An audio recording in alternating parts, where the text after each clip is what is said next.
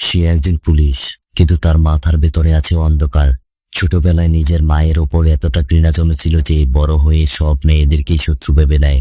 নিজের রাস্তায় সে খুঁজে একা পথচারী মেয়েদের, কিন্তু কেন আর কোথায় নিয়ে যায় তাদের? কেউ ফিরে আসে না, শুধু রয়ে যায় ফোন, কিছু ছবি আর এক অজানা আতঙ্কের গল্প। সেই মেয়েগুলোর সাথে কি করা হয় জানতে হলে দেখতে থাকো। পেছনের দৃশ্যটা রক্তে লেখা হলেও সামনে রঙিন, ধোঁয়ায় ঢাকা মরুভূমির রাস্তা, আর একটা গাড়ি চালাচ্ছে এক মেয়ে ববি। সে ফোনে কথা বলছে তার বোনের সাথে। সেই বোন যে কণ্ঠে সতর্কবার্তা দেয়, যে তোকে আগেও ঠকিয়েছে, গায়ে হাত তুলেছে, দেখিস যেন সে তোর বাবার মতো না হয়ে যায়, আর তোর সারাটা জীবন মায়ের মতো সইতে না হয়। ববি বলে, আমি এই সম্পর্কটাকে আরেকটা সুযোগ দিতে চাই। গাড়ি এসে থামে একটা তেলের পাম্পে। ববি দরজার পাশে দাঁড়িয়েছিল। হঠাৎ একজন পুলিশ এগিয়ে আসে, একটা মিষ্টি হাসি আর চোখে কেমন একটা স্থির দৃষ্টি। পুলিশ তাকে ড্রিঙ্কস অফার করে। ববি বিনীতভাবে অস্বীকার করে। সে শুধু তার পাওনা টাকা মিটিয়ে গাড়িতে চড়ে ফিরে যায়। গাড়ি আবার ছুটে চলে, আর ফোনের ওপাশে সেই বোন, সে থামছেই না। বয়ফ্রেন্ড সম্পর্কে বলতে থাকে নানা অভিযোগ। ববি বিরক্ত হয়ে পড়ে। সে রাগে গাড়ির গতি বাড়িয়ে দেয়। আর তখনই ঘটে আরেক ঘটনা।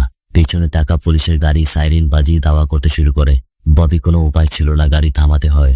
গাড়ির দরজা খুলে এবার সামনে আসে সেই পুলিশ, চেহারা মুখ, কিন্তু এবার মুখে আর হাসি নেই, শুধু আদেশের কণ্ঠ। $1000 জরিমানা দিতে হবে। ববি বিস্মিত হয়, এই সামান্য কারণে এত বড় জরিমানা? পুলিশ বলে, তুমি আমার গাড়ির লাইট ভেঙে দিয়েছ। ববি এবার হতভম্ব হয়ে যায়, সে তো এমন কিছুই করেনি। পুলিশ বলে, তোমার কাছে যদি টাকা না থাকে তাহলে ওই পাম্পে গিয়ে এটিএম থেকে টাকা তুলে দিতে পারো, আর না দিলে তোমার সব কাগজ মোবাইল আমার কাছেই থাকবে। ববি রেগে যায়, কিন্তু সামনে দাঁড়িয়েছিল ক্ষমতার ইউনিফর্ম। সে বাধ্য হয়ে যায় সেই তেলের পাম্পে। সেখানে গিয়ে দেখে অনেকদিন ধরেই সেটা খারাপ হয়ে আছে। তারপর সে যায় দোকানদারের কাছে, জিজ্ঞেস করে, এখানে কাছাকাছি আর কোথাও এটিএম আছে? দোকানদার কিছুক্ষণ চুপ করেছিল, তারপর যা বলল সেটা ববির শিরা ধরে রক্ত ঠান্ডা করে দেয়। দোকানদার বলে, এই পুলিশটা একা মেয়েদের টার্গেট করে, এটিএম এর নাম করে ফোন আর আইডি নিয়ে নেয়। এই প্রথম ববি বুঝতে পারে সে এক ফাঁদে পড়ে গেছে। তার মাথায় বুদ্ধি আসে, না, সে কোনো টাকা দিবে না, মোবাইল কাগজ গেলে যাক, কিন্তু সে এই জায়গা ছেড়ে চলে যাবে। এবং শুরু হয় পালানো। ববি যখন গাড়ি নিয়ে পালাতে লাগলো, সে জানতো না পিছনে নজর রেখে চলেছে সেই পুলিশটা। ঠিক তখনই ববির ফোনে কল আসে, কিন্তু ফোনটা ববি রিসিভ করে না। সেই পুলিশ অফিসার কল রিসিভ করে, সে তোমাকে পরে কল করবে। আর পুলিশ সেই ফোনটা রাখে একটা বাক্সের ভিতর। কিন্তু এখানে দেখা যায় পুলিশের আসল রূপ। সেই বাক্সে সারি সারি ফোন, আইডি কার্ড, প্রত্যেকটা পরিচয় যেন আরেকটা করে গল্প। ববি তখন গাড়ি চালিয়ে পালাচ্ছে, গন্তব্য জানে না, শুধু জানে যেভাবেই হোক এখান থেকে বের হতে হবে। তখন পুলিশটা তার গাড়ি থেকে নামে, আর ববির গাড়ির দিকে বন্দুক দিয়ে গুলি ছোড়ে। গাড়ি থেমে যায়। ববি গাড়ি থেকে নেমে দৌড়ে পালাতে থাকে। সে পৌঁছে যায় এক রেস্টুরেন্টে। ভিতরে ঢুকে সে বুঝতে পারে এখানেও সে নিরাপদ নয়। পুলিশটা এখানে যে কোনো মুহূর্তে চলে আসতে পারে। টাকা দরকার। পেছনে ফেলে আসা মোবাইল আর কাগজ ছাড়া সে এখনো অচল। সে চুপি চুপি একটা লোকের ওয়ালেট থেকে কিছু টাকা চুরি করে। ঠিক তখনই আসে এক ওয়েটার। ম্যাডাম, আপনি কি কিছু অর্ডার করবেন? ববি একটু থেমে যায়, আর চোখে ভয় আর মাথায় শীতল হিসেব। সে কফি অর্ডার করে, তাতে সময় কাটবে। আর যদি গা ঢাকা দিতে হয় তবে খালি হাতে বসে থাকা চলবে না। কিন্তু যতই সে ভেতরে বসে থাকে ততই বাইরে জমে ওঠে অন্ধকার। রেস্টুরেন্টে প্রবেশ করে সেই পুলিশ। তার চোখে আগুন নেই, কিন্তু ঠান্ডা জলের মতো শীতল প্রতিশোধ। ববি তখন দ্রুত উঠে পড়ে। পিছনের দরজা, ওয়াশরুম, কোনো একটা পথ দরকার পালানোর, কিন্তু কোথাও নিরাপদ নয়। পুলিশ তার গাড়িটাকেও রেস্টুরেন্টের সামনে এনে রেখেছে। ববি ছুটে যায় ফোন বুথের দিকে। 911-এ কল করে। তার কণ্ঠে আতঙ্ক, কিন্তু বুদ্ধি খাটায়।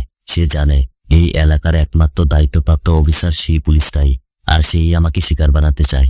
তার কাছে যদি অন্য আরেকটা জায়গা সাহায্য চাওয়া যায় তাহলে সে ওই দিকে চলে যাবে, আর এই সুযোগে ববি এখান থেকে পালাবে।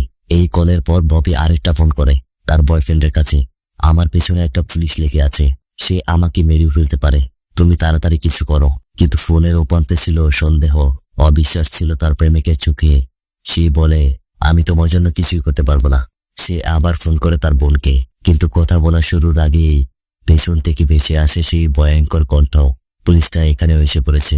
কিন্তু অদ্ভুতভাবে পুলিশটা এবার তার সবকিছু ফিরিয়ে দেয়। ববি কিছু না বলে ফোনটা নামিয়ে রাখে। সে বুঝে উঠতে পারে না কেন এত সহজে তাকে ছেড়ে দেওয়া হলো।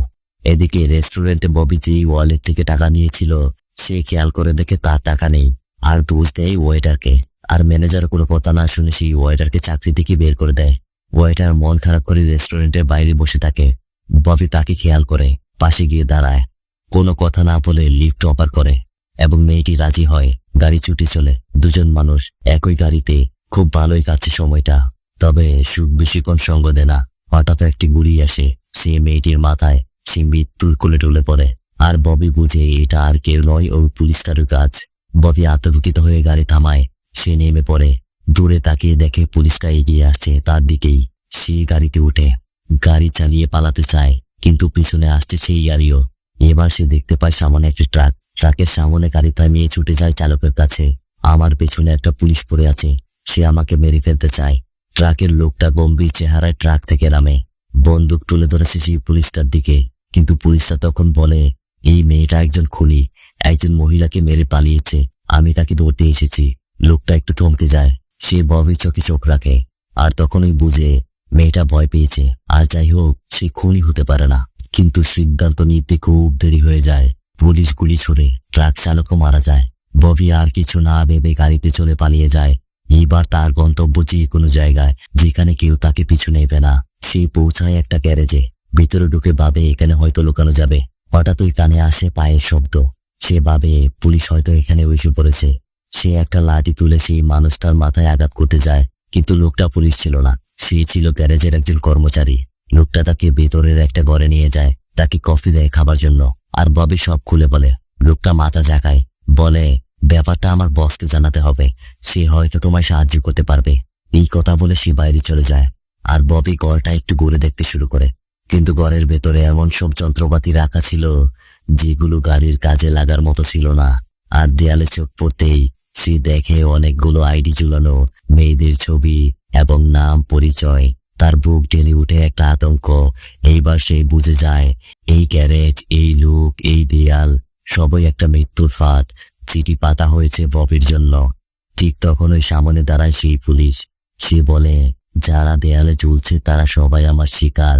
আর পিছন থেকে এসে তার মাথায় আঘাত করে সেই গ্যারেজ কর্মী। আর তোমাদেরকে বলে রাখি, এই গ্যারেজ কর্মী হচ্ছে পুলিশের ভাই। আর ববি অজ্ঞান হয়ে পড়ে। অজ্ঞান থেকে ফেরার পর ববি দেখে নিজেকে একটা চেয়ারের সাথে বাঁধা। সামনে বসা সেই পুলিশ, যার চোখে দীর্ঘশ্বাস। সে বলল, আমাদের মা ছিল এক বাজে নারী, তার কারণেই আমাদের ছোটবেলায় এত যন্ত্রণা সাফার করতে হয়েছে। আর তাই আমরা মেয়েদের ঘৃণা করি। পুলিশ তার হাতে একটা চাকু ধরল। এই চাকুতেই আছে আমার মায়ের রক্ত। এই রক্ত দিয়েই আমি আমার ঘৃণা জাগিয়েছি। হঠাৎ ওই তার ভাই পিছন থেকে এসে ববির মুখ চেপে ধরে। দুই ভাই মিলে ববির জিভ কেটে নেয়। এই মুখ দিয়ে তুমি আমাকে গালি দিয়েছিলে। ববি আবার অজ্ঞান হয়ে পড়ে। অজ্ঞান থেকে ফেরার পর ববি দেখলো তার হাত খুলে গেছে। চাকুটা তুলে নিয়ে সে ঘরের পাশে গিয়ে দেখে পুলিশ আর তার ভাই বসে আছে। সে চুপ করে পালানোর চেষ্টা করে, কিন্তু পুলিশ জানে তারা সবাই পালানোর চেষ্টা করবে। পুলিশ ববির পরিকল্পনা আগে থেকেই জানতো।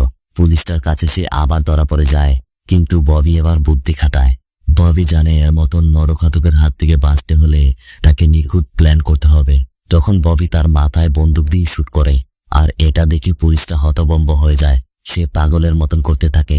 সে তো এমন ভাবে খেলাটা সাজায়নি যেখানে শিকারী নিজেকে নিজেই মেরে ফেলবে। পুলিশটা দৌড়ে তার কাছে আসে। ববি তখন হঠাৎই উঠে দাঁড়িয়ে যায়। চাকু দিয়ে পুলিশটাকে আঘাত করে। পুলিশটা মাটিতে লুটিয়ে পড়ে। আসলে ববি জানতো এই নরঘাতক একটা সাইকো। এমন কিছু একটা করতে হবে যাতে সে রেগে যায়, কারণ সে জানে রেগে গেলে তো হেরে গেলে। তারপর পুলিশের গাড়িতে উঠে সেই গাড়ি দিয়ে চাপা দিয়ে তাকে মেরে ফেলে। হ্যাঁ, সব সময় শিকারী শিকার করতে পারে না, মাঝে মধ্যে শিকারের হাতে শিকারীকেও মরতে হয়। সে গ্যারেজে ফিরে যায় আইডিগুলো সংগ্রহ করতে, কিন্তু তখন ওই পুলিশের ভাই এসে তাকে আক্রমণ করে। ববি সেই ভাইকেও মারাত্মকভাবে পরাজিত করে। তারপর সে নিজের বাড়ির দিকে রওনা হয়। ফোন বেজে উঠে, বয়ফ্রেন্ডের কল, কিন্তু ববি কল রিসিভ করে না, কারণ দুঃসময়ে তার পাশে কেউ ছিল না। এটাই ছিল তোমার আজকের গল্প। গল্পটা যদি ভালো লাগে সাবস্ক্রাইব, শেয়ার আর লাইক করতে ভুলবে না। আর দেখা হচ্ছে অন্য কোনো ভিডিওতে।